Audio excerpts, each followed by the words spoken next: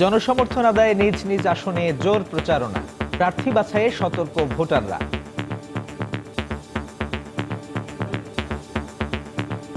ভোটারদের মধ্যে বেশ উৎসবমুখর একটা পরিবেশ এখন বিস্তার করতেছে। আমাদের সবারই প্রত্যাশা, আমরা চাই যোগ্য প্রার্থীকে আমরা ভোট দিয়ে নির্বাচিত করার। ক্ষমতায় গেলে ইশতেহার ভুলে যায় না আওয়ামী লীগ, ভিডিও কনফারেন্সে নির্বাচনী জনসভায় শেখ হাসিনা। নির্বাচনকে তারা হয় বানচাল আর নয়তো ভোট কারচুপি করার পরিকল্পনা করছে। তাদের এই চক্রান্তের হাত থেকে জনগণের ভোটের অধিকার রক্ষা করতে হবে। দেখছিলেন প্রধান শিরোনাম। দুপুরের সময় সঙ্গে আছি সাজিদ রাজু এবং আমি ফারজানা মুমু। এবার অন্যান্য শীর্ষ সংবাদ। নির্বাচনে জামায়াত প্রার্থীদের বিষয়ে হাইকোর্টের আদেশের কপি কমিশনে, আগামী 2 কার্যদিবসের মধ্যে সিদ্ধান্ত জানালেন ইসি সচিব। পুলিশি পাহারায় নেতাকর্মীদের ওপর হামলার অভিযোগ বিএনপির, পরাজয় নিশ্চিত জেনেই অহেতুক নাটকীয়তা বলছে আওয়ামী লীগ। আওয়ামী লীগ ক্ষমতায় এলে উন্নয়নের ধারা অব্যাহত থাকবে, জাপানি গণমাধ্যমে খবর। শেখ হাসিনার নেতৃত্বে মাথাপিছু আয় ও প্রবৃদ্ধি বাড়ার পাশাপাশি কমেছে দারিদ্র্যের হার। ইশতেহারে পরিকল্পিত ও বিস্তারিত উন্নয়নের রূপরেখা তুলে ধরেছে আওয়ামী লীগ। মত অর্থনীতিবিদ ও ব্যবসায়ীদের, কর্মসংস্থান ও দারিদ্র্য বিমোচনে গুরুত্ব দেওয়ার আহ্বান। এবং মালয়েশিয়া থেকে দেশে ফিরতে পারছেন না কাগজপত্রহীন বাংলাদেশিরা। বাড়তি অর্থ নেওয়া সহ অসহযোগিতার নানা অভিযোগ, ইমিগ্রেশন জটিলতায় কারণ বলছে দূতাবাস।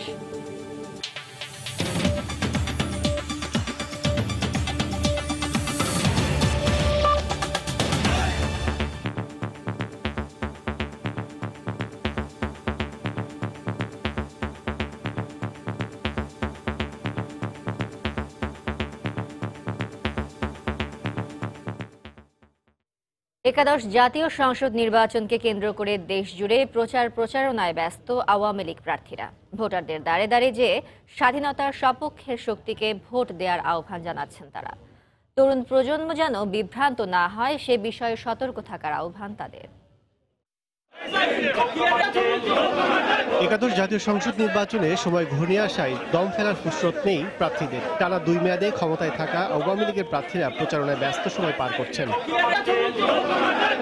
সকালে ঢাকা 2 আসনের প্রার্থী অ্যাডভোকেট কামরুল ইসলাম কামরাঙ্গীচর এলাকায় বিভিন্ন মহল্লায় গণসংযোগ করেন। এ সময় তিনি বলেন, বিজয়ের মাসে স্বাধীনতা বিরোধীদের প্রত্যাখ্যান করে নৌকাকেই বিজয়ী করবে জনগণ। বিজয়ের মাসে মানুষ মুক্তিযুদ্ধের বিপক্ষের শক্তিকে, যারা উন্নয়নের বিপক্ষে, অগ্রগতির বিপক্ষে, ধ্বংসাত্মক কার্যকলাপে যারা লিপ্ত থাকে, সন্ত্রাসের পক্ষে মানুষ এবার রায় দেবে না। মানুষ উন্নয়নের পক্ষে রায় দেবে, মুক্তিযুদ্ধের পক্ষে রায় দেবে, অগ্রগতির পক্ষে রায় দেবে। ঢাকা 9 আসনে প্রচারণা চালান আওয়ামী লীগ প্রার্থী সাবের হোসেন চৌধুরী। ভোটারদের মাঝে লিফলেট বিতরণ করেন তিনি। ব্রাহ্মণবাড়িয়া 3 আসনের বিভিন্ন এলাকায় সকাল থেকেই প্রচারণায় ব্যস্ত আওয়ামী লীগ প্রার্থী ওবায়দুল মুক্তাদির চৌধুরী। এ সময় তিনি বলেন, মুক্তিযুদ্ধের বিপক্ষে শক্তিকে ভোট দেবে না জনগণ। চট্টগ্রামে আওয়ামী লীগের পক্ষে ভোট চেয়েছেন রোকেয়া প্রাচী, অরুণা বিশ্বাস, রিয়াজ সহ অভিনয় শিল্পীরা। প্রচারণায় উপস্থিত ছিলেন আওয়ামী লীগের প্রচার ও প্রকাশনা সম্পাদক হাসান মাহমুদ। এ সময় তরুণ সমাজকে স্বাধীনতার পক্ষে শক্তিকে ভোট দেওয়ার আহ্বান জানান কলা কুশলীরা। তরুণদের জন্যই মাননীয় প্রধানমন্ত্রী শেখ হাসিনা আগামীর বাংলাদেশের যে পরিকল্পনা করেছে, তরুণরা যেন আবারও প্রধানমন্ত্রীকে নৌকা মার্কায় ভোট দেয়। যারা এবার প্রথম ভোট করছেন, আমরা আশা করব তারা সবাই স্বাধীনতার পক্ষে, মুক্তিযুদ্ধের পক্ষে যেই দল বাংলাদেশ আওয়ামী লীগ কে ভোট দেবে। তরুণরাই আমাদের বাংলাদেশ, সো তারুণ্যের প্রথম ভোট স্বাধীনতার পক্ষে হোক। মাদারীপুর 2 আসনে গণসংযোগ করেন নৌ পরিবহন মন্ত্রী শাহজাহান খান। সদর উপজেলার হাউসদি বাজার থেকে নির্বাচনী প্রচারণা শুরু করেন তিনি। আওয়ামী লীগ ক্ষমতা আসলে উন্নয়ন হবে, সেই উন্নয়নের ধারাকে অব্যাহত রাখার জন্য আপনাদের দায়িত্ব শেখ হাসিনাকে ক্ষমতায় আনা। সিলেট 4 আসনে ইমরান আহমেদ, গাজীপুর 1 আসনে মুক্তিযুদ্ধ বিষয়ক মন্ত্রী আকম মোজাম্মেল হক, ভোলা 2 আসনের আলী আজম মুকুল, ময়মনসিংহ 11তে কাজী উদ্দিন ধনু, ফেনী 3 আসনে মহাজোটের জাতীয় পার্টির প্রার্থী অবসরপ্রাপ্ত লেফটেন্যান্ট জেনারেল মাসুদ উদ্দিন চৌধুরী সহ দেশের নানা প্রান্তে ব্যাপক প্রচারণায় নেমেছেন আওয়ামী লীগের প্রার্থীরা। কাজল আব্দুল্লাহ, সময় সংবাদ, ঢাকা। আওয়ামী লীগের নির্বাচনী প্রচারণার খবর জানাতে এই মুহূর্তে রাজধানীর কাকরাইল এলাকায় আছেন রিপোর্টার নাজমুস সালেহী এবং মিরপুর এলাকায় আছেন রিপোর্টার ফারুক ভূঁইয়া রবিন। প্রথমে যাচ্ছি সালেহীর কাছে। সালেহী।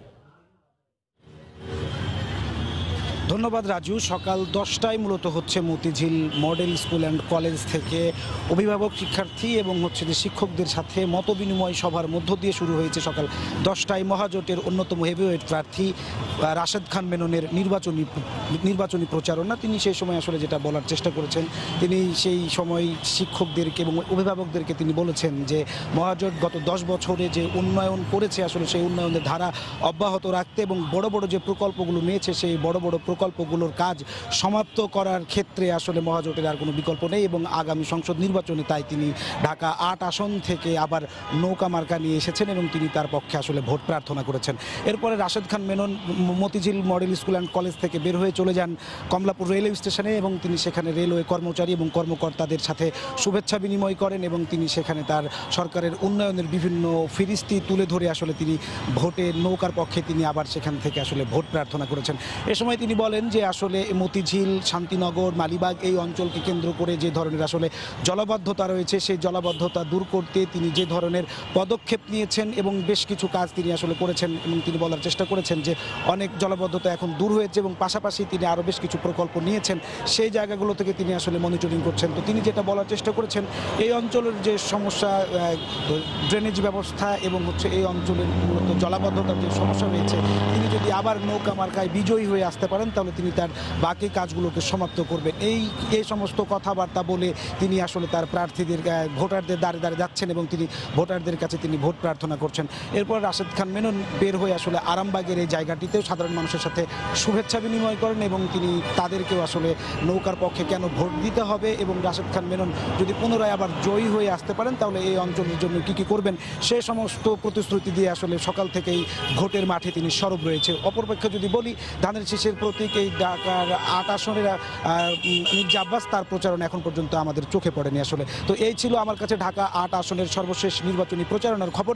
নির্বাচনী প্রচারণার খবর জানাতে ঢাকা 16 আসনের মিরপুর অঞ্চলে অপেক্ষা করছেন আমাদের সহকর্মী ফারুক ভূঁইয়া রবিন। আমরা এখন চলে যাব তার কাছে। রবিন। আমাদের সহকর্মী নাজমুস সালেহী যেমনটি জানিয়েছিলেন, আসলে যে তার নির্বাচনী এলাকার খবরাখবর ঠিক তেমনইভাবে সকাল থেকে আমরা ছিলাম ঢাকা 16 নির্বাচনী এলাকায়। সেই নির্বাচনী এলাকাটি গঠিত হয়েছে ঢাকা উত্তর সিটি কর্পোরেশনের 2, 3 এবং 5, 6 নম্বর ওয়ার্ড নিয়ে এবং সেখানে 3,74,000 ভোটার রয়েছেন এবং সেই নির্বাচনী এলাকায় সকাল থেকে আসলে বিভিন্ন জায়গায় প্রচারণা চালিয়েছিলেন আওয়ামী লীগের মনোনীত প্রার্থী ইলিয়াস হোসেন মোল্লা এবং তিনি আসলে ভোটারদের মধ্যে লিফলেট বিতরণ করেছিলেন এবং প্রচারণা চালিয়েছিলেন। সেখানে ভোটারদের কাছে তিনি আসলে বিভিন্ন বার্তা দেওয়ার চেষ্টা করেছিলেন যেন ভোটাররা নৌকা মার্কায় যেন আগামী 30 ডিসেম্বর ভোট দেন এবং সেই জন্য তিনি যে সরকারের বিভিন্ন উন্নয়নমূলক যে কর্মকাণ্ড আছে বিগত 10 বছরে তার নির্বাচনী এলাকা সহ সারা দেশব্যাপী যে সকল উন্নয়নমূলক কর্মকাণ্ডগুলো হয়েছে সে চিত্র তিনি ভোটারদের কাছে তুলে ধরেছিলেন। তিনি বলেছিলেন যে বর্তমান সরকারের আমলে খাদ্যে স্বয়ংসম্পূর্ণতা অর্জন হয়েছে এবং বিদ্যুৎ সমস্যা সমাধানেও বর্তমান সরকার অগ্রণী ভূমিকা পালন করেছিল এবং ঘরে ঘরে বিদ্যুৎ পৌঁছে দেওয়া হয়েছিল।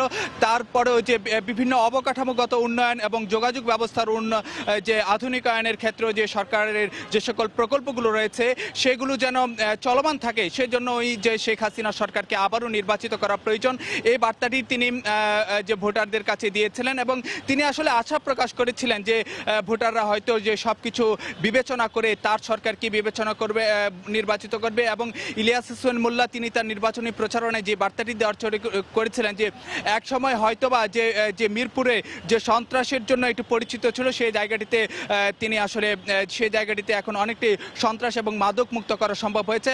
আর আসলে আরেকটি তথ্য এখানে আপনাকে জানিয়ে দিতে চাই যে ঢাকা 16 নির্বাচনী এলাকায় যেখানে মূলত 6 জন প্রার্থী প্রতিদ্বন্দ্বিতা করছেন। তো ধারণা করা হচ্ছে যে আওয়ামী লীগের ইলিয়াস হোসেন মোল্লা এবং যে বিএনপির আহসানুল্লাহ তাদের মধ্যে মূলত মূল প্রতিদ্বন্দ্বিতা হবে। তো রাজু, এই ছিল আসলে আমার কাছে যে ঢাকা 16 নির্বাচনী এলাকা থেকে প্রচারণা সবশেষ। ফিরে যাচ্ছি স্টুডিওতে। রাজু। মিরপুর ও কাকরাইল এলাকা থেকে নির্বাচনী প্রচারণার খবর নিয়ে আমাদের সঙ্গে যোগ দিয়েছিলেন সহকর্মী ফারুক ভূঁইয়া রবিন ও নাজমুস সালেহী। এদিকে প্রচারণার মাঠে ব্যস্ত সময় কাটাচ্ছেন বিএনপি ও ঐক্যফ্রন্টের প্রার্থী সমর্থকরা। ছোট ছোট মিছিল, লিফলেট বিতরণ, মাইকিং ও উঠান বৈঠক সহ নানা কার্যক্রমের মাধ্যমে ভোটারদের কাছে টানার চেষ্টা করছেন তারা, পাশাপাশি দিচ্ছেন নানা প্রতিশ্রুতিও। প্রচারণার সময় বিএনপি প্রার্থীরা ভোটারদের 30 ডিসেম্বর ধানের শীষে ভোট দেওয়ার আহ্বান জানান। ঢাকা 13 আসনের বিএনপি প্রার্থী আব্দুস সালামের কর্মী সমর্থকরা বৃহস্পতিবার সকালে এভাবেই নানা ঢঙে ধানের শীষের পক্ষে মোহাম্মদপুর এলাকায় প্রচারণা চালান। এ সময় শিয়া মসজিদ, কৃষি মার্কেট, শেখের টেক সহ আশপাশের বিভিন্ন এলাকার ভোটারদের কাছে তিনি ভোট চান। ভোটাররাও 30 ডিসেম্বর সুষ্ঠুভাবে ভোট দিতে যান বলে জানান। যে দেশের জন্য সুষ্ঠুভাবে কাজ করবে তাকে ভোট দেওয়া উচিত। ভোটাররা যেন ভালোভাবে ভোট দিতে পারি, ভোট কেন্দ্র যেন সেরকম সবার জন্য নিরাপদ থাকে, সেটাই আর কি। শান্তিপূর্ণ নির্বাচন হোক, জনগণ যাতে ভোট সেন্টারে যেতে পারে, যার যার ভোট সে দিতে পারে, তার ভোটিং অধিকারটা যাতে সে প্রয়োগ করতে পারে। একই সময় ঢাকা 5 আসনের গোপীবাগ ও ধলপুরের বিভিন্ন জায়গায় প্রচারণা চালান বিএনপি প্রার্থী নবীউল্লাহ নবী। তিনি সব দলের জন্য সমান নির্বাচনী পরিবেশ বজায় রাখার দাবি জানান। যত গ্রেপ্তার হচ্ছে তত আমার লোক বাড়ছে, জনগণই আমাদের ভোট দেবে। ইনশাল্লাহ এই এলাকার জনগণ আমাকে বিপুল ভোটে জয়যুক্ত করবে। সকালে খুলনা 2 আসনে বিএনপি প্রার্থী নজরুল ইসলাম মঞ্জু রূপসা মোড়, টুটপাড়া, মাস্টারপাড়া সহ শহরের বিভিন্ন এলাকার ভোটারদের ঘরে ঘরে যান। এছাড়া খুলনা 3 আসনের দৌলতপুর এলাকার ফুলবাড়ি গেট, মহেশ্বর পাশা ও খ্রিস্টান পাড়ায় গণসংযোগ চালান বিএনপি প্রার্থী রকিবুল ইসলাম বকুল। ধানের শীষের গণজোয়ার সৃষ্টি হয়েছে।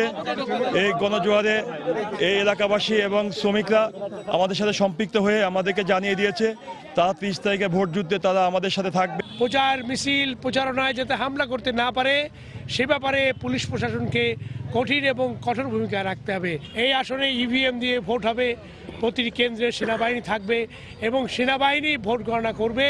সে কারণেই আমাদের এই আসনে কোনো সমস্যা হবে না। অন্যদিকে দুপুরে বরিশাল 6 আসনের বিএনপি প্রার্থী আবুল হোসেন খান নেতাকর্মীদের সঙ্গে নিয়ে পাড়া মহল্লায় প্রচারণায় নামেন। এছাড়া রাজশাহী, ময়মনসিংহ, নোয়াখালী সহ দেশের নানা প্রান্তে উৎসবমুখর পরিবেশে প্রচারণা চালান বিএনপি, জাতীয় ঐক্যফ্রন্ট ও 20 দলের প্রার্থীরা। মাহমুদ রাকিব, সময় সংবাদ। নির্বাচনী প্রচারণার খবর জানাতে এই মুহূর্তে রাজধানীর আদাবর এলাকায় আছেন রিপোর্টার তোহা খান তামিম এবং ধলপুরে আছেন শাফিন জাহিদ। সরাসরি চলে যাচ্ছি তাদের কাছে। প্রথমে যাচ্ছি তামিমের কাছে। তামিম, মুমু, মোহাম্মদপুর, আদাবর এবং শেরেবাংলা নগরের একাংশ নিয়ে ঢাকা 13 আসন গঠিত। আমি এই মুহূর্তে অবস্থান করছি আদাবরের ঠিক বেড়িবাঁধ এলাকার একেবারে পাশেই। আপনাকে বলে রাখি সেটি হচ্ছে যে এই ঢাকা 13 আসনে যিনি আওয়ামী লীগের পক্ষ থেকে মনোনীত হয়েছেন তিনি নৌকা প্রতীকে প্রতিদ্বন্দ্বিতা করছেন সাদেক খান, এবং বিএনপির পক্ষ থেকে যিনি প্রতিদ্বন্দ্বিতা করছেন ধানের শীষ প্রতীক নিয়ে তিনি হচ্ছেন জনাব আব্দুস সালাম। তো আমরা সকাল থেকে দেখেছি যে বিএনপি প্রার্থী আব্দুস সালাম যিনি ধানের শীষ প্রতীকে নির্বাচন করছেন তিনি আসলে এই মোহাম্মদপুর যে শিয়া মসজিদের কাঁচা বাজার এলাকা রয়েছে সেই কাঁচা বাজার এলাকায় তিনি গণসংযোগ করেছেন।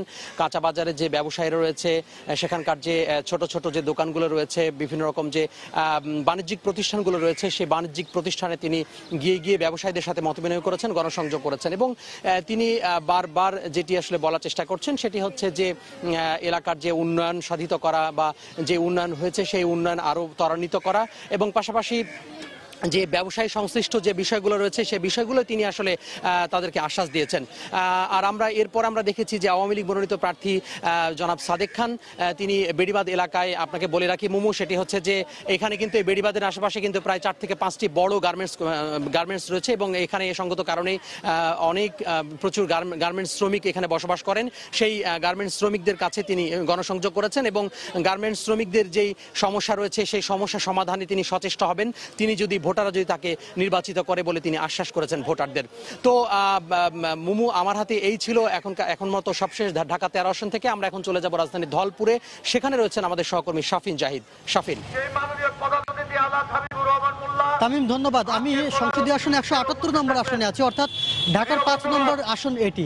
একটু জানিয়ে রাখি মুমিও আপনার মাধ্যমে, সেটা হলো এখানে 4,50,725 জন ভোটার রয়েছেন, প্রায় সমান সংখ্যক নারী এবং পুরুষ রয়েছেন এই আসনটিতে। এই আসনটি মূলত ঢাকা দক্ষিণ সিটি কর্পোরেশনের 14টি আসন নিয়ে গঠিত। এই আসনটি বলা চলে যে আজকে সকাল থেকে কিন্তু বিএনপি প্রার্থী যিনি ধানের শীষ প্রতীক নিয়ে লড়ছেন অর্থাৎ নবীউল্লাহ নবী, উনি কিন্তু আজকে সকাল 10টা থেকে রাজধানীর ধলপুর এলাকার আশপাশের এলাকাগুলোতে নির্বাচনী প্রচারণা চালিয়েছেন এবং আমরা দেখেছি যে জনগণের কাছে গিয়ে গিয়ে জনগণের দোরগোড়ায় গিয়ে নির্বাচনে ধানের শীষের জন্য ভোট চাইছেন তিনি। এবং আজকে কিন্তু শান্তিপূর্ণভাবে এখন পর্যন্ত তিনি তার নির্বাচনী প্রচারণা চালিয়েছেন আমরা দেখেছি। এখন পর্যন্ত কোনো ধরনের সহিংসতার ঘটনা আমরা দেখিনি, যদিও তিনি অভিযোগ করেছেন বিভিন্ন ধরনের, গত কয়েকদিন ধরে অভিযোগ করে আসছেন। তারই ধারাবাহিকতা তিনি বলছেন আজ পর্যন্ত প্রায় অর্ধেকেরও বেশি তার সংসদীয় আসনের যে এলাকা আছে সেই এলাকাগুলোতে কিন্তু নির্বাচনী প্রচারণা চালিয়েছেন। আগামী যে 9 দিন সময় আছে, 9 দিনের মধ্যে বাকি যে ওয়ার্ডগুলো রয়েছে সেই ওয়ার্ডগুলোতে তিনি যাবেন বলে আমাদেরকে জানিয়েছেন। তিনি বলছেন জনগণের দোরগোড়ায় গিয়ে ভোট চাইছেন এবং বলছেন নির্বাচনী প্রতিশ্রুতি দিচ্ছেন। গত এক যুগে এই ঢাকা 5 আসনের আশেপাশে এলাকাতে যেই উন্নয়ন কর্মকাণ্ডগুলো হয়নি সেই উন্নয়ন কর্মকাণ্ডের ছোঁয়া লাগাবেন বলে তিনি প্রতিশ্রুতি দিচ্ছেন। তো বলা চলে যে একটি উৎসবমুখর পরিবেশের মাধ্যমে কিন্তু বিএনপি প্রার্থী তিনি সকাল থেকে এই এলাকাটিতে এখনো পর্যন্ত নির্বাচনী প্রচারণা চালিয়েছেন এবং আগামী দিনগুলোতেও চালাবেন বলে তিনি আমাদেরকে জানিয়েছেন। তো আমার কাছে এই ছিল ঢাকা 5 আসনের সবশেষ খবর। আরো কিছু জানানো থাকলে মুমু আপনার মাধ্যমে দর্শকদেরকে জানিয়ে দেওয়ার চেষ্টা করব। মুমু। রাজধানীর ধলপুর থেকে শাফিন জাহিদ এবং আদাবর এলাকা থেকে রিপোর্টার তোহা খান তামিম জানাচ্ছিলেন নির্বাচনী প্রচারণার সবশেষ খবর। মনোনয়ন বাণিজ্য নিয়ে নিজেরা কোন্দলে জড়িয়ে বিএনপি সংঘর্ষের দায় আওয়ামী লীগের ওপর চাপাচ্ছে বলে মন্তব্য করেছেন দলীয় প্রধান শেখ হাসিনা। রাজধানীর ধানমন্ডির সুধা সদন থেকে ভিডিও কনফারেন্সের মাধ্যমে নড়াইলের জনসভায় দেয়া বক্তব্যে একথা বলেন তিনি। এ সময় মাশরাফি বিন মুর্তজা সহ নড়াইলের সব প্রার্থীকে পরিচয় করিয়ে দেন তিনি। এর আগে দুপুর 12টার দিকে রাজশাহীর জনসভায় বক্তব্য দেন আওয়ামী লীগ নেত্রী। এ সময় তিনি বলেন, ক্ষমতায় গেলে ইশতেহার ভুলে যায় না তার দল। ভিডিও কনফারেন্সের মাধ্যমে জয়পুরহাট ও গাইবান্ধায়ও বক্তব্য রাখবেন শেখ হাসিনা। চিৎকার করে কাছে জীবন ভিক্ষা যাচ্ছে তখন ওই বিএনপি জামাতের ক্যাডাররা বাংলাদেশ আওয়ামী লীগ কখনো ওই নির্বাচন নিয়ে বা প্রার্থী নির্বাচনে বাণিজ্য করে না। বাণিজ্য করেছে বিএনপি। আজকে তাদের সেজন্য ঘরেই কোন্দল। 2-3 জন 4 জন এরকম একাধিক নমিনেশন দেওয়ার পর তারপরে সেই সিট তারা অকশনে দিয়েছে। কাজে এইভাবে তারা বাণিজ্য করেছে, যার জন্য আজকে তারা নিজেদের মধ্যে গোলমাল করে, নিজেরা ঝগড়া করে, নিজেরা মারামারি করে, নিজেদের অফিসে আগুন দেয়, তারপর আবার অন্যের উপরে দোষ দেয়। তারা আরেকটা চক্রান্ত করছে বলে আমি শুনতে পাচ্ছি যে নির্বাচনের সময় তারা মুজিব কোড বানাবে, আওয়ামী লীগের ব্যাচ বানাবে বা যুবলীগের বা ছাত্রলীগের ব্যাচ বানাবে এবং ওইভাবে যে তারা গোলমাল করে আওয়ামী লীগের উপরে বদনাম দেবে এবং ভোট কারচুপি করবে। বিএনপি জামাত দুজনেরই টাকার কোনো অভাব নেই এবং এই সমস্ত টাকা তারা, একটা জিনিস লক্ষ্য করবেন, নির্বাচনের স্বাভাবিক প্রচারণায় তারা নাই, কারণ তারা একটা চক্রান্তে ব্যস্ত, ষড়যন্ত্রে ব্যস্ত। কালকে এক জায়গা থেকে শুনলাম ভুয়া ব্যালট পেপার ছাপাচ্ছে। নির্বাচনকে তারা হয় বানচাল আর নয়তো ভোট কারচুপি করার পরিকল্পনা করছে। যে অর্থওয়ালার অর্থ জনগণের কাছে পৌঁছাক, অর্থওয়ালার অর্থ নেন, নৌকা মার্কায় ভোট দেন। নির্বাচনে জামাত প্রার্থীদের অংশগ্রহণের বিষয়ে হাইকোর্টের আদেশ পেয়েছে ইসি। আলোচনা করে আগামী 2 কার্য দিবসের মধ্যেই এ ব্যাপারে ব্যবস্থা নেওয়া হবে বলে জানিয়েছেন সচিব হেলাল উদ্দিন আহমদ। সকালে রাজধানীর আগারগাঁওয়ে নির্বাচন কমিশন ভবনে সাংবাদিকদের একথা জানান তিনি। এ সময় সচিব আরও জানান, গাইবান্ধা 3 আসনের প্রার্থী ফজলে রাব্বি চৌধুরীর মৃত্যু সনদ রিটার্নিং অফিসার জমা দিলে আইন অনুসারে ওই আসনের নির্বাচন স্থগিত করে পুনঃতফসিল ঘোষণা করা হবে। মহামান্য হাইকোর্টের চিঠিটা পেয়েছি এবং এই বিষয়ে আমরা আইন শাখায় তাদেরকে বলেছি বিষয়টি পরীক্ষা নিরীক্ষা করে যাতে কমিশন উপস্থাপন করা হয়। আমরা যেহেতু আজকে পেয়েছি, স্বাভাবিকভাবে আমাদের হাতে আরও 2টি কার্যদিবস হাতে আছে, এর মধ্যে মাননীয় কমিশন নিশ্চয়ই একটা সিদ্ধান্ত দেবেন। আমরা তো আশা করছি নির্বাচন সামনে রেখে যে সকল আইন শৃঙ্খলা বাহিনী যখন চলে যাবে তার নির্বাচনী এলাকায়, তখন স্বাভাবিকভাবে আইন শৃঙ্খলার পরিস্থিতি আরও অনেক ব্যাপক উন্নতি হবে এবং নির্বাচনের একটা সুষ্ঠু পরিবেশ সৃষ্টি হবে।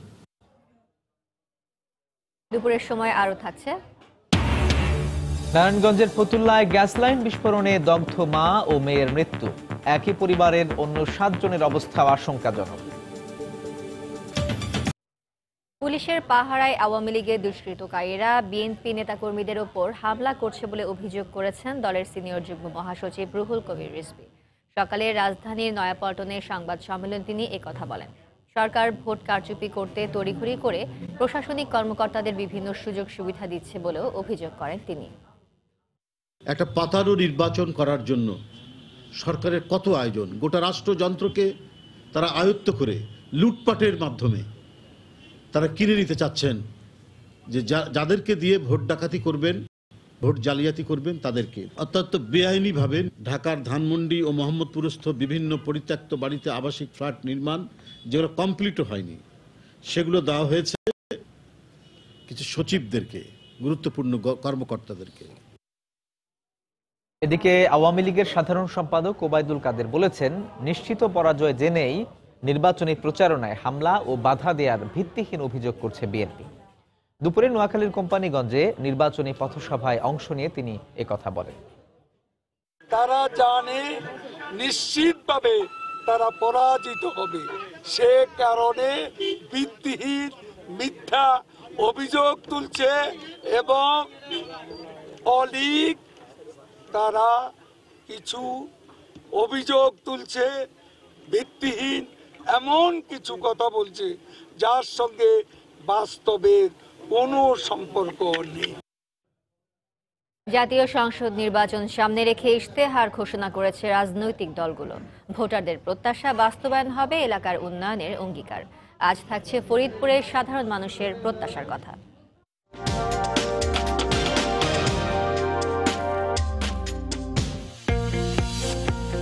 আসন্ন নির্বাচনে ফরিদপুরে গুরুত্ব পাবে দৌলতদিয়া পাটুরিয়া দ্বিতীয় পদ্মা সেতু নির্মাণের প্রতিশ্রুতি। জেলাকে বিভাগে ও পৌরসভাকে সিটি কর্পোরেশনে উন্নতিকরণ, বিশ্ববিদ্যালয় প্রতিষ্ঠা, আন্তর্জাতিক হকি স্টেডিয়াম নির্মাণের দাবিও ভোটারদের। এছাড়াও সড়ক যোগাযোগ ও স্বাস্থ্য খাতের মান উন্নয়নের অঙ্গীকারও গুরুত্ব পাবে ভোটের মাঠে। প্রধানমন্ত্রী শেখ হাসিনার নেতৃত্বে বাংলাদেশ এখন অতীতের যে কোনো সময়ের চেয়ে অর্থনৈতিকভাবে দ্রুত অগ্রসমান বলে প্রতিবেদন প্রকাশ করেছে জাপানের গণমাধ্যম নিক্কেই এশিয়ান রিভিউ। শান্তিপূর্ণ ভোটের মাধ্যমে আওয়ামী লীগ আবারও ক্ষমতায় এলে উন্নয়নের এই ধারা আরও ত্বরান্বিত হবে বলেও উল্লেখ করেছে তারা। গেল বছরের আগস্টে মিয়ানমারের রাখাইনে নির্যাতনের জেরে বাংলাদেশে আশ্রয় নেয় 7.5 লাখেরও বেশি রোহিঙ্গা। বিশ্বের সবচেয়ে বড় এ মানবিক সংকট সমাধানে শুরু থেকেই অগ্রণী ভূমিকা রাখছে বাংলাদেশ। শুধু তাই নয়, বাড়তি জনসংখ্যার চাপ সামলে দেশীয় উন্নয়নেও থেমে নেই বর্তমান সরকার। আর এসবই সম্ভব হয়েছে প্রধানমন্ত্রী শেখ হাসিনার নেতৃত্বে বর্তমান সরকারের কারণে। নির্বাচনের আগে বাংলাদেশের সার্বিক অবস্থান নিয়ে জাপানের গণমাধ্যম নিক্কেই এশিয়ান রিভিউতে এমনই বিশ্লেষণধর্মী প্রতিবেদন প্রকাশ পেয়েছে। গণমাধ্যমটির এডিটর অ্যাট লার্জ গুয়েন রবিনসনের লেখা প্রতিবেদনটিতে বলা হয়, অর্থনৈতিক দৃষ্টিকোণ থেকে অনেকেই একমত যে ক্ষমতাসীন দল বিজয়ী হলে উন্নয়ন আরও ত্বরান্বিত হবে। শান্তিপূর্ণভাবে নির্বাচন হলে এবং ক্ষমতাসীনরা বিজয়ী হলে বাংলাদেশ এক দীর্ঘমেয়াদী আকর্ষণীয় সাফল্য গাথা রচনা করবে বলে এতে উল্লেখ করা হয়। প্রতিবেদনে গুরুত্ব দিয়ে বলা হয়, এবছরের শুরুর দিকে বাংলাদেশ স্বল্পোন্নত দেশ থেকে উন্নয়নশীল দেশে উঠে এসেছে। বাংলাদেশের পোশাক শিল্প বিশ্বে দ্বিতীয় স্থানে রয়েছে। খাদ্যে স্বয়ংসম্পূর্ণতা অর্জন করেছে বাংলাদেশ। এছাড়া 2009-এর পর থেকে মাথাপিছু আয় 3 গুণ বেড়ে বর্তমানে 1750 মার্কিন ডলারে উন্নীত হয়েছে। দারিদ্র্যের হার 21% নেমে এসেছে। ডিজিটাল বাংলাদেশ কার্যক্রমের মাধ্যমে বাংলাদেশের আইটি খাত উদীয়মান খাতে পরিণত হয়েছে। এর আগে গণমাধ্যমটিতে সাক্ষাৎকারে শেখ হাসিনা বলেছিলেন, আগামী 5 বছরে বাংলাদেশ 9% অর্থনৈতিক প্রবৃদ্ধি অর্জন করবে এবং 2021 সাল নাগাদ তা ছুবে 10%। সৈয়দ ইফতেখার, সময় সংবাদ।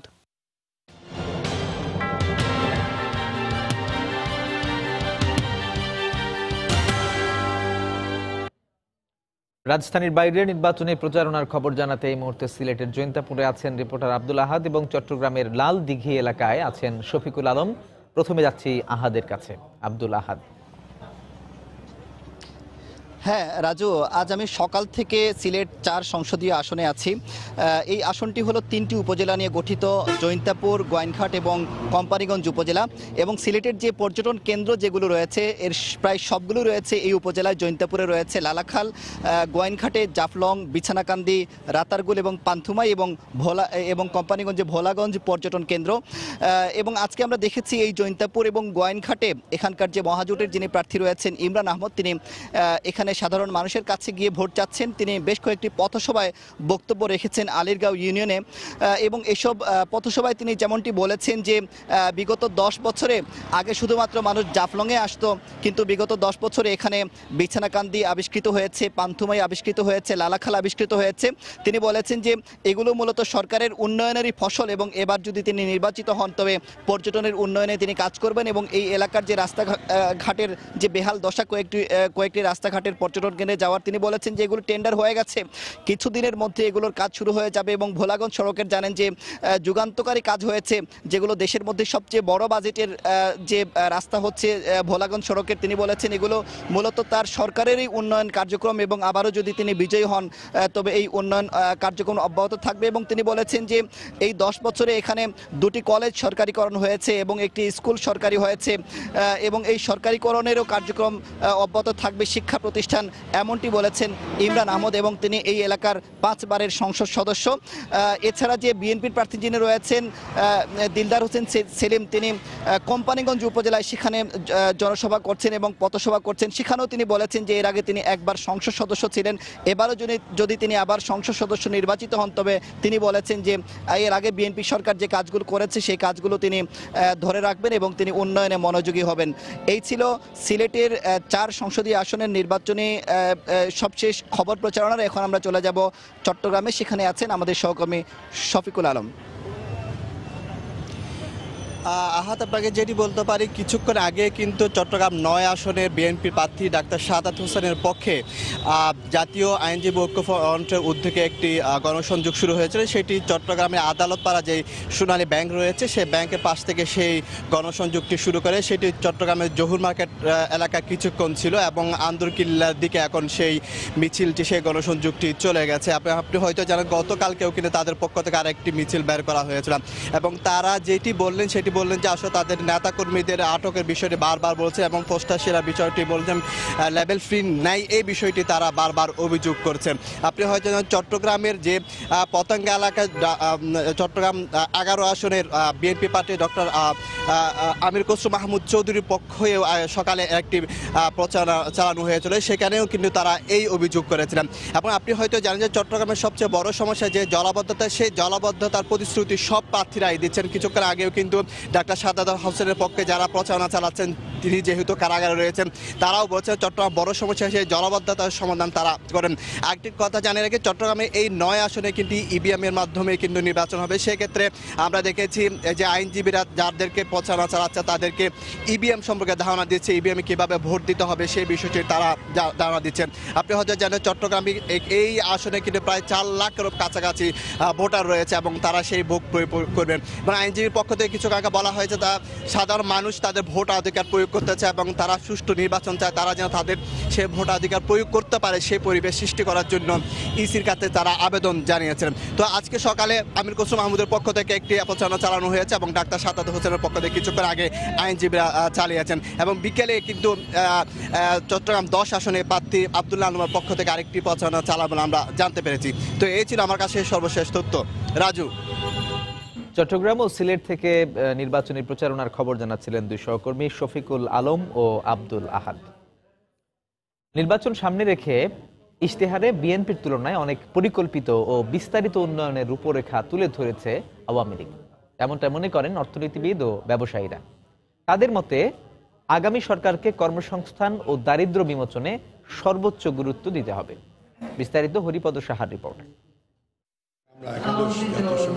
জনগণের ভোটে ক্ষমতায় গেলে কি কি উন্নয়ন করা হবে মোটা দাগে তা ইশতেহারে তুলে ধরেছে বিভিন্ন রাজনৈতিক জোট ও দল। প্রধান 2 প্রতিদ্বন্দ্বী বিএনপি ও আওয়ামী লীগের ইশতেহারের অর্থনৈতিক দিকগুলোর পর্যালোচনায় দেখা যায় উভয় দলই জিডিপি প্রবৃদ্ধি ও রপ্তানি বাড়ানো এবং দক্ষতা ও কর্মসংস্থান বৃদ্ধিকে প্রাধান্য দিয়েছে। বিএনপির ইশতেহারে চলমান উন্নয়ন প্রকল্প চালিয়ে যাওয়ার সাথে সাথে সরকারি বেসরকারি অংশীদারিত্বে বড় বড় বিদ্যুৎ কেন্দ্র নির্মাণের অঙ্গীকার আছে, যার মাধ্যমে দলটি বর্তমান সরকারের জ্বালানি ও অবকাঠামো খাতের উন্নয়নকে একরকম স্বীকার করেছে।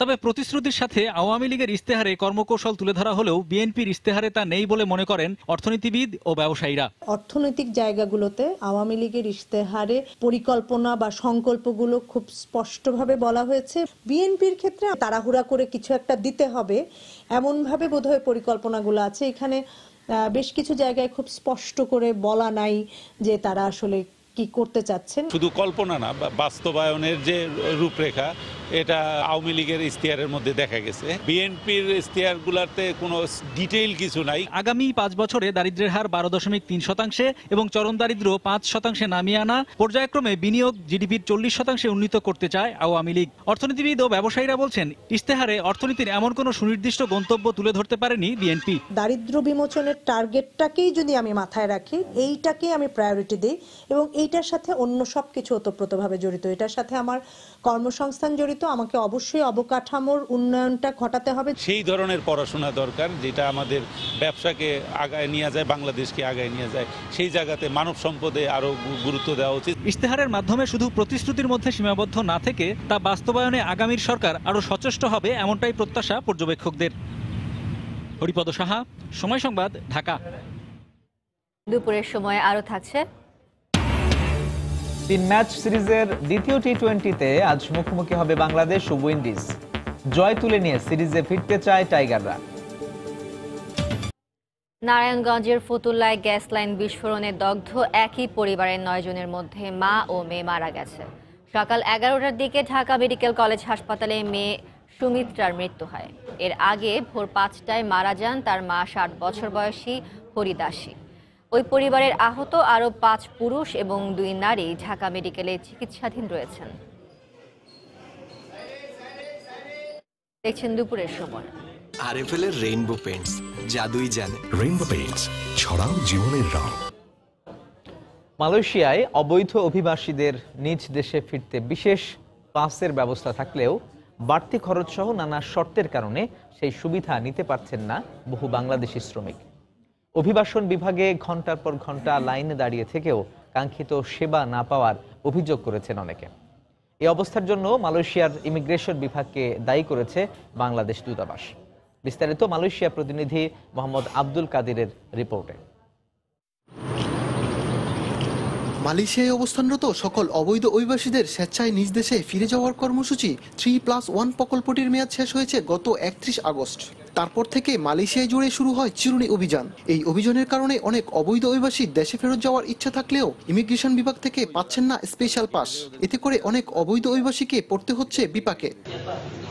অভিবাসন বিভাগ অক্টোবর থেকে পুনরায় স্পেশাল পাস চালু করলেও জুড়ে দেওয়া হয়েছে নানা শর্ত। নতুন এই নিয়মে স্পেশাল পাস নিতে কয়েকটি ক্যাটাগরি অনুযায়ী জরিমানা পরিশোধ করতে হবে। তবে এই জরিমানা দেওয়ার পরও অনেকের অভিযোগ ইমিগ্রেশন থেকে স্পেশাল পাস পাচ্ছেন না তারা। এখান থেকে ট্রাভেল পাস দিতেছে ঠিক আছে, কিন্তু ইমিগ্রেশনে যে আমরা দেখতে পাচ্ছি যে ওখানে আমাদের স্পেশাল পাস দিতেছে না। সবাই মিলে এখানে ডিসিশন নেয়, ঠিক আছে তো এত টাকা নাই যেহেতু কি করা যাও, তোমার বাংলাদেশ পাঠায় দেওয়া হোক। তো সবাই মিলে চেষ্টা করলো অনেক। আমি হাই কমিশনে গেলাম, একবার আমাকে সাথে করে নিয়ে গেছে, তো সেখানে কোনো কাজ হয় নাই, কাগজপাতি পাইনি। কাজে গোবরে উঠেছি, দোতলাতে আমি পাশের পরীক্ষা নিয়েছি, গিয়ে আমার পাশটা সব ভেঙে অবাস হয়ে গেছে, মেরুদণ্ড ওখানে ভেঙে গেছে। ঠিক হবে কিনা কোনো গ্যারান্টি নেই। রুগিয়া দেশে চিকিৎসা করলি, তার অপারেশন করলি, মনে করেন 80,000 90,000 ইঙ্গিত লাগবে মালাই টাকা। এই টাকা আমার দ্বারাই সম্ভব না, আমার বন্ধুদের দ্বারাই সম্ভব না। এখন মনে করেন আমরা চাই আমার রুগীটা সুস্থভাবে দেশে পাঠিয়ে দিই। যে সকল অবৈধ অভিবাসীরা নদীপথে মালয়েশিয়ায় প্রবেশ করেছে অথবা দেশটির অভিবাসন দপ্তরে কোনো ফিঙ্গারপ্রিন্ট নেই, তাদের 2900 রিঙ্গিত জরিমানা দিতে হবে। অনেকে আবার অসুস্থ হয়ে মেডিকেল সার্টিফিকেট, বাংলাদেশ হাইকমিশন থেকে ট্রাভেল পাস সহ সংশ্লিষ্ট কাগজপত্র নিয়ে ইমিগ্রেশন অফিসে ঘন্টার পর ঘন্টা লাইনে দাঁড়িয়ে থেকেও কাঙ্ক্ষিত স্পেশাল পাস না পেয়ে ফেরত আসছে বলে অভিযোগ উঠেছে। দেশে যাইতে পারতেছে না, এটা আমি কি বলবো। আমাদের এখানে ট্রাভেল পাস তো নেওয়ার কোনো ই নেই, কিন্তু এটা হচ্ছে যদি ইমিগ্রেশনের জটিলতা থাকে, তাদের কোনো আইনে কোনো কিছুই থাকে, সেটা তো আমাদের কোনো ই নেই। বর্তমানে দেশটিতে প্রায় 12 লাখেরও বেশি বাংলাদেশির বসবাস। এর মধ্যে প্রায় 2 লাখ কর্মী অবৈধ। গত 2.5 বছরে প্রায় 3000 অবৈধ বাংলাদেশিকে গ্রেপ্তার করে দেশটির ইমিগ্রেশন বিভাগ। অবৈধ হওয়া এসব শ্রমিকরা পুনরায় দেশে ফেরার সুযোগ পেলেও ইমিগ্রেশন বিভাগ থেকে কাঙ্ক্ষিত স্পেশাল পাস না পাওয়ায় দেশে ফেরত যেতে পারছেন না অনেকেই। তাদের প্রত্যাশা, বাংলাদেশ হাইকমিশন যদি দেশটির অভিবাসন বিভাগের সাথে স্পেশাল পাস বিষয়টি নিয়ে আলোচনার মাধ্যমে শিথিল ও সহজতর করে, তাহলেই উপকৃত হবে এসব শ্রমিকরা। মালয়েশিয়ার কুয়ালালামপুর থেকে মোহাম্মদ আব্দুল কাদের, সময় সংবাদ।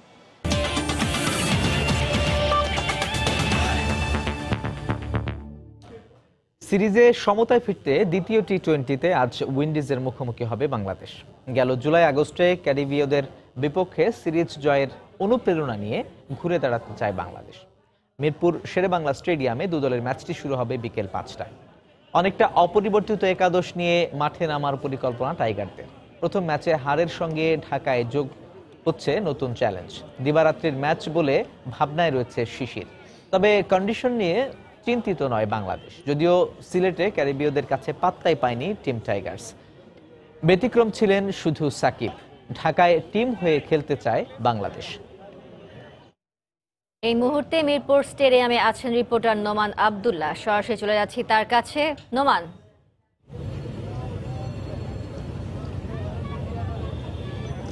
মোমো, আজকে বাংলাদেশের সিরিজে ফেরার মিশন। আপনি জানেন প্রথম টি-20তে বাংলাদেশ হেরে খুব একটা ব্যাকফুটে চলে গেছে বলা যায়, কারণ টেস্ট এবং ওয়ানডে সিরিজে বাংলাদেশ যেভাবে দাপট দেখিয়ে জিতেছে, টি-20তে কিন্তু সেটি পারেনি। এবং আজকে কিন্তু বাংলাদেশ যদি হারে সেক্ষেত্রে বাংলাদেশকে কিন্তু সিরিজটাও হারতে হবে। আপনি জানেন এই পর্যায়ে এমন একটি পরিস্থিতিতে বাংলাদেশ কিন্তু পড়েছিল বছরের মাঝামাঝিতে, এবং সেখানে ওয়েস্ট ইন্ডিজে গিয়েছিল বাংলাদেশ। এই ওয়েস্ট ইন্ডিজকে কিন্তু বাংলাদেশ প্রথম ম্যাচে হারার পরে দুটি টি-20তে পরপর জিতে নিয়ে কিন্তু সিরিজও জিতে নিয়েছিল বাংলাদেশ। এমন একটি ম্যাচে আজকে আমরা যেটি কালকে পর্যন্ত জানতে পেরেছিলাম যে দুজন ক্রিকেটার কিছুটা অসুস্থ ছিলেন, সাকিব আল হাসান এবং পেসার আবু হায়দার রনি। দুজনকে নিয়ে কিছুটা শঙ্কা ছিল, কারণ দুজনেরই জ্বর ছিল। তবে আজকে আমরা কথা বলেছি আবু হায়দার রনি এবং কথা বলেছি বিসিবির যে চিকিৎসক আছে ডক্টর দেবাশিস, তার সঙ্গে আমরা কথা বলেছি। এই দুজন ক্রিকেটারকে তিনি যেটি জানালেন যে জ্বর তাদের আছে, সেটি এখন যে মৌসুম চলছে, শীতের মৌসুম, তার কারণে সেটি হয়েছে। তবে আশা করা যাচ্ছে আজকে ম্যাচে তাদের দুজনকেই পাওয়া যাবে, এবং সেক্ষেত্রে ম্যাচের আগে, মাঠে নামার আগে দুজনকে পর্যবেক্ষণ করা হবে, এবং এরপর দেখা যাবে আসলে এই দুজন খেলতে পারছেন কিনা। তারপর আসলে ডিসিশন নেওয়া হবে আজকের একাদশটা কি হবে। তবে এখন পর্যন্ত ধারণা করা হচ্ছে যে প্রথম ম্যাচে যে একাদশ ছিল সেটি আজকের ম্যাচে এখন পর্যন্ত থাকবে বলে আমরা জানতে পেরেছি। তো এই ছিল মোমো এখান থেকে আমার কাছে সবশেষ খবরাখবর। মিরপুর থেকে এতক্ষণ যোগ দিয়েছিলেন নোমান আব্দুল্লাহ, জানাচ্ছিলেন সেখান থেকে সবশেষ খবর। দুপুরের সময়ে শীর্ষ সংবাদ জানিয়ে দিচ্ছি আরো একবার।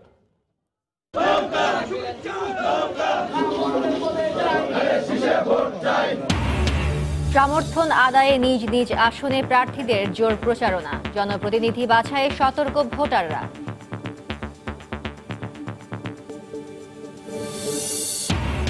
মনোনয়ন বাণিজ্য নিয়ে কোন্দল করে আওয়ামী লীগের ঘাড়ে দোষ চাপাচ্ছে বিএনপি, বললেন শেখ হাসিনা। ভিডিও কনফারেন্সে জনসংযোগ করছেন দেশের বিভিন্ন স্থানে। পুলিশি পাহারায় নেতাকর্মীদের ওপর হামলার অভিযোগ বিএনপির। পরাজয় নিশ্চিত জেনেই অহেতুক নাটকীয়তা, বলছে আওয়ামী লীগ। এবং নির্বাচনে জামাত প্রার্থীদের বিষয়ে হাইকোর্টের আদেশের কপি কমিশনে। আগামী 2 কার্য দিবসের মধ্যে সিদ্ধান্ত, জানালেন ইসি সচিব। এই ছিল দুপুরের সময়।